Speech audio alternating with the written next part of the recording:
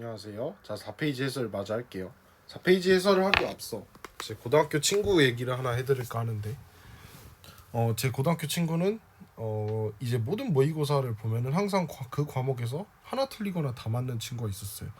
제가 고등학교를 그런 애들이 좀 많은 고등학교를 나왔는데, 그런 데에서도 이제 유독 특출난 친구가 있었죠. 이제 수학은 항상 100이었어요, 그 친구가. 그리고 이제 이런 탐구 같은 경우가 풀면은 항상 50 혹은 48, 47 이렇게 나온 친구가 있었는데, 걔가 모든 과목이 그렇게 나와서 제가 한번 물어본 적이 있었어요. 너는 왜 이렇게 공부를 잘하냐? 그러니까 이제 질투심에 차기보다는 이제 경외심 혹은 이제 그냥 좀 존경스러운 마음에서 물어봤어요. 너무 공부를 잘하니까 저도 그 친구의 공부법을 따라하고 싶어서. 근데 그 친구가 이제 그 친구 딴에는 되게 열심히 했다고 하죠. 그러니까 걔 딴에는 열심히 했죠. 결과를 이제 인서울에도 높은 의대를 갔으니까. 근데 이제 저희가 놀 때 다 같이 놀았어요. 그러니까 저희가 통상적으로 생각하는 그런 의대생 열심히 하는 전교 1등 그런 이미지는 아니었어요. 확실한 건. 그런데도 불구하고 효율이 정말 높은 거죠. 그러면 그렇게 공부하는 이유를 물어봤어요. 그러니까 어떻게 하면 그렇게 공부할 수 있는지, 그렇게 공부해도 성적이 잘 나오는지 물어봤는데, 그 친구가 딱 두 가지 말을 해줬어요. 나는 한 번 배운 건 까먹지 않으려고 노력한다가 첫 번째였고, 두 번째는 나는 실수를 안 하잖아가 두 번째였어요.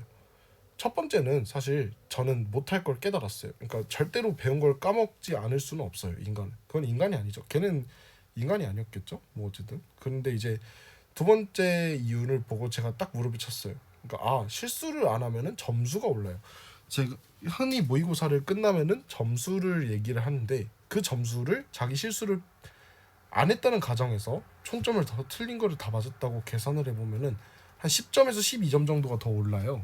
수학도 뭐 계산 실수 하나 하고 뭐 탐구에서 두 개 하고 뭐 이런 식으로 하면 되잖아요.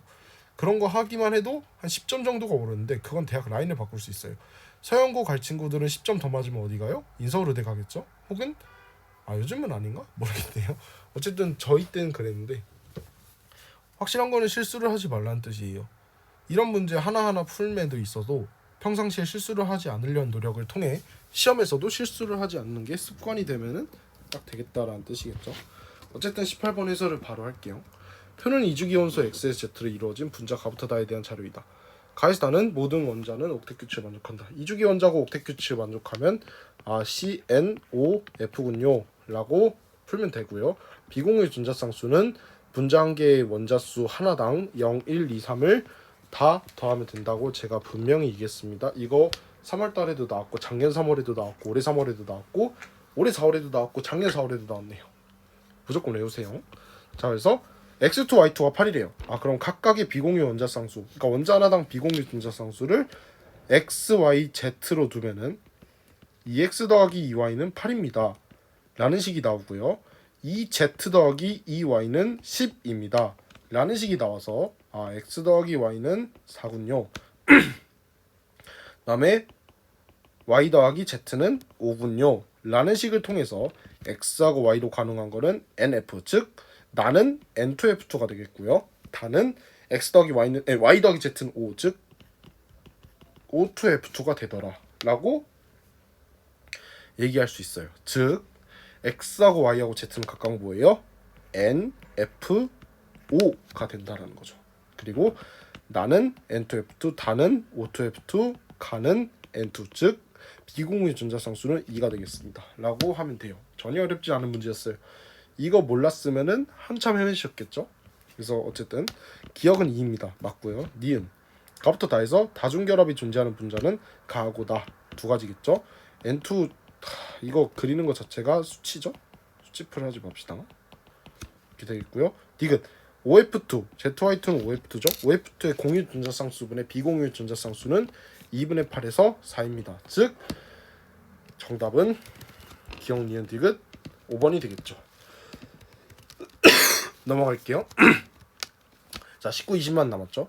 그래서 19, 20은 이제 19가 중화 반응이 나왔고 20이 양적 관계가 나왔죠. 19번 다음은 어쩌고 저쩌고로 혼합을 했대요.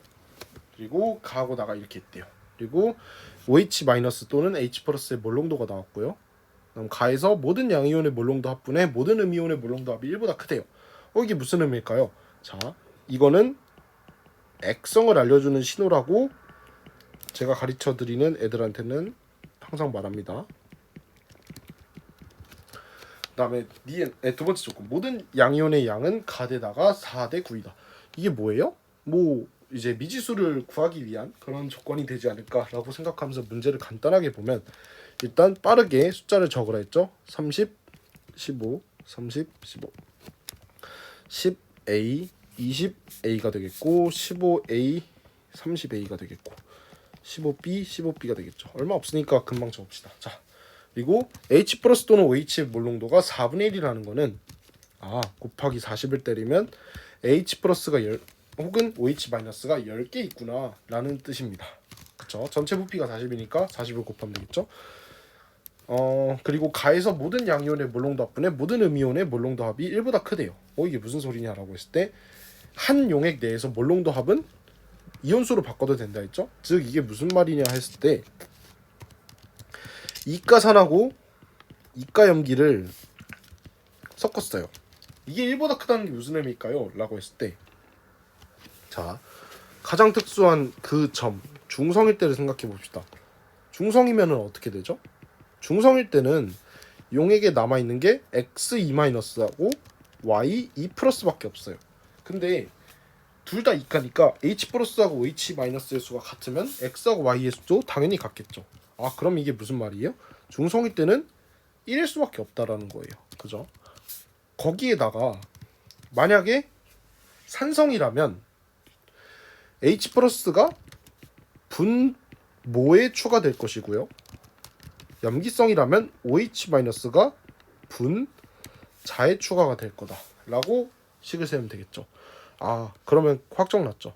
가에서 액성은 염기성입니다 라고 바꿔 풀어도 된다. 그렇죠?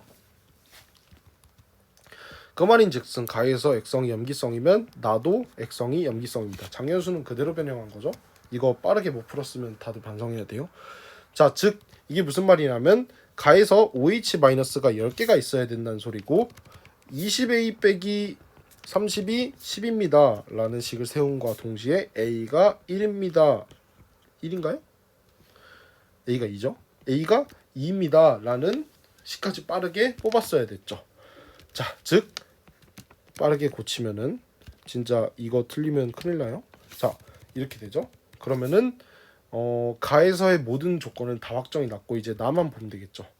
H 플러스하고 OH 마이너스의 몰롱도가 X임을 구하기 위해서는 OH 마이너스가 몇 개가 남았는지를 알아야 되는데 지금 B를 모르는 상황이잖아요. 그러면은 가하고 나에서 모든 양이온의 양이 4대 9입니다를 이용해서 풀면 되겠죠.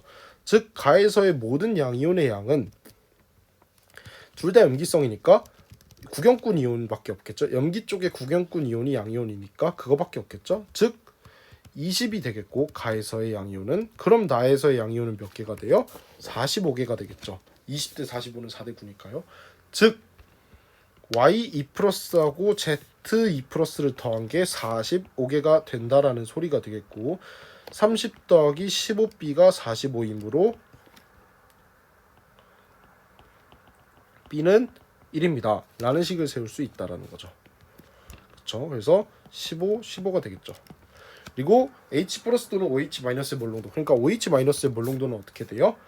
자, 30 더하기 15 더하기 15분의 OH 마이너스의 몰롱도니까 60에다가 15를 더한 거에서 빼기 30을 한 것이 X입니다 라고 식을 세워서, 즉 60분의 45가 X입니다. 즉 4분의 3이 정답입니다 라고 식을 세우면 되겠다. 이런 식으로 하시면 됩니다. 어렵지 않죠? 뭔가 허접한 문제죠. 작년 수능보단 쉽게 내기 위함인데 작년 수능을 베껴야 되겠다라고 마인드를 먹으면은 이런 상황이 일어날 수밖에 없더라. 뭐 이런 교훈을 주는 문제였죠. 쉬웠죠? 자, 20번 넘어갈게요. 다음은 A와 B가 반응하는 C와 D를 생성하는 뭐 어쩌고저쩌고래요.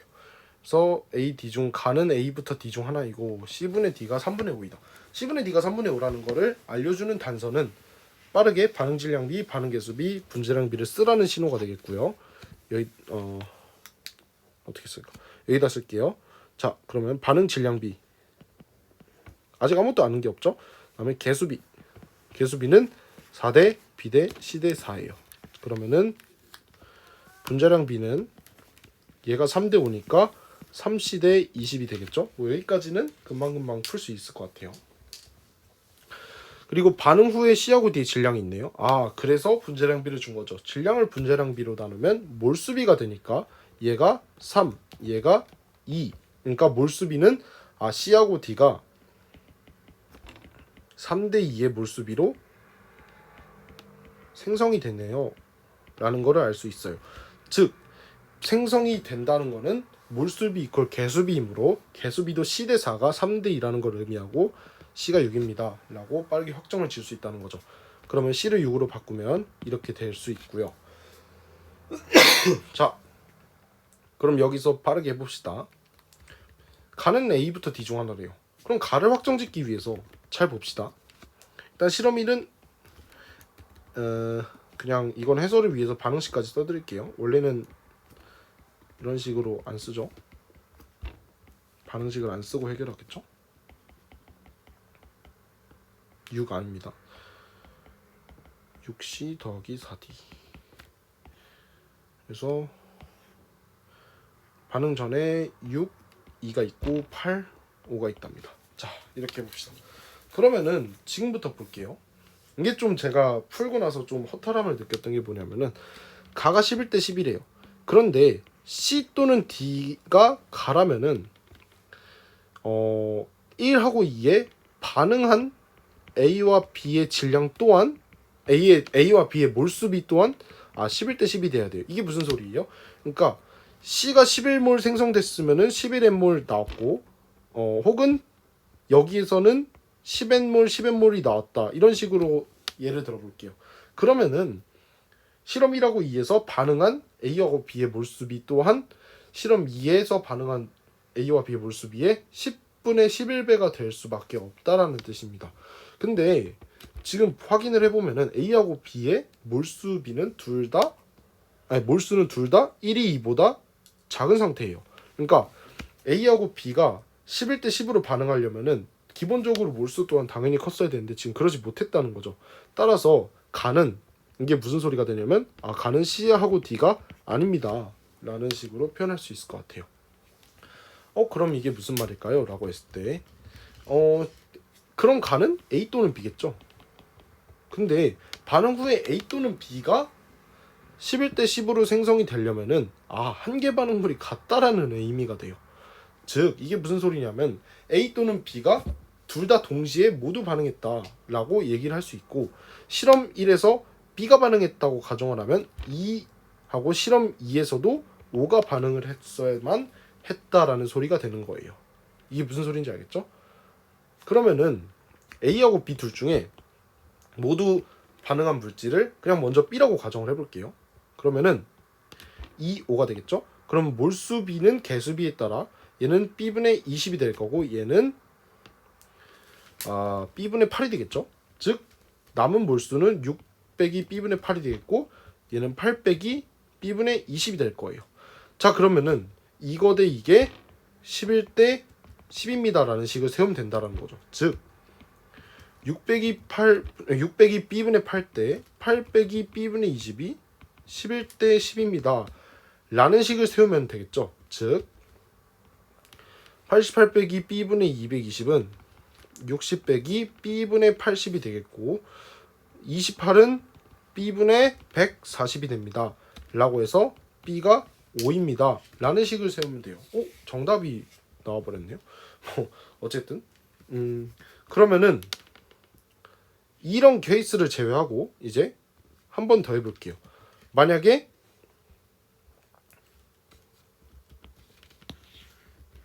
얘를 줄이고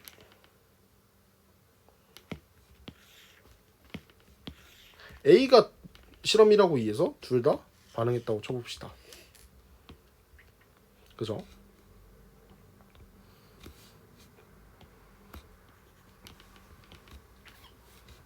그러면은 6하고 8이 반응했을 거고 여기에서 A가 반응했을 때는 6하고 8이 반응했으면 얘도 6 네모하고 8 네모가 반응을 했어야겠죠. 이 6 네모하고 8 네모는 각각 무엇이냐라고 했을 때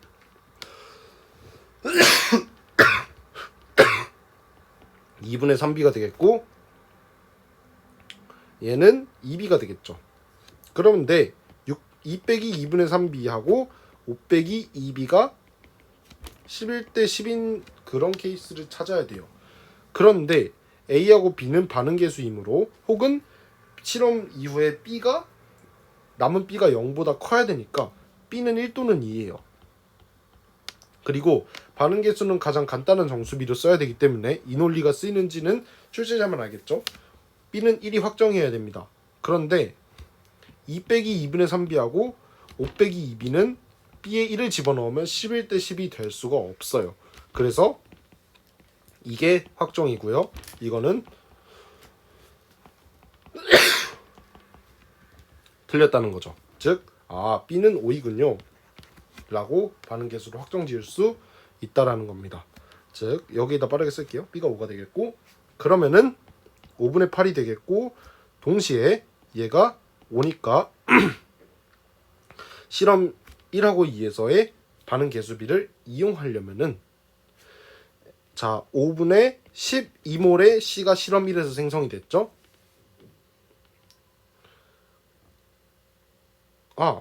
그럴 이유가 없네요. 자, 얘가 n이죠. 얘가 11n이죠. 즉, 6 빼기 b분의 8이 11n인데 b가 5니까 5분의 22가 11n이 되겠고 n은 5분의 2가 될 거예요. 즉, n은 5분의 2고요. 그럼 x만 구하면 되겠죠?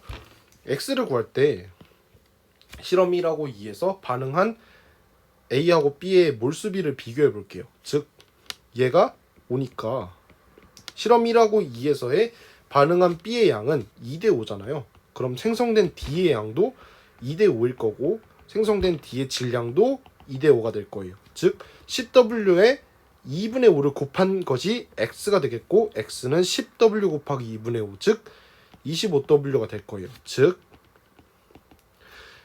B 곱하기 N분의 X는 5 곱하기 5분의 2분의 25W, 즉 2분의 25W가 된다라는 거죠. 이런 식으로 푸시면 전혀 문제없이 20번 동안 해결할 수 있어요. 어려운 문제는 아니었어요. 이건 20번을 풀면서 킬러는 되게 어렵지 않은 문제가 확실하겠구나라는 생각을 했는데 쭉 보면은 17번 좀 생각보다 당황스럽고요. 11번이 좀 많이 어렵지 않았나, 혹은 10번도 좀 특이하지 않았나라는 생각이 드네요. 자, 어쨌든 4월 모의고사 보시느라 수고하셨고 6월 모의고사는 더 잘 보셔야겠죠, 이거보다. 어쨌든 6월 모의고사는 많이 어려울 거예요. 왜냐하면은 이제 재수생이 끼니까요. 그리고 시험 난이도도 기하급수적으로 어려워집니다. 그래서 대비 잘 하시고 이제 6월 모의고사 해설 강의로 찾아뵙겠습니다. 수고하셨습니다.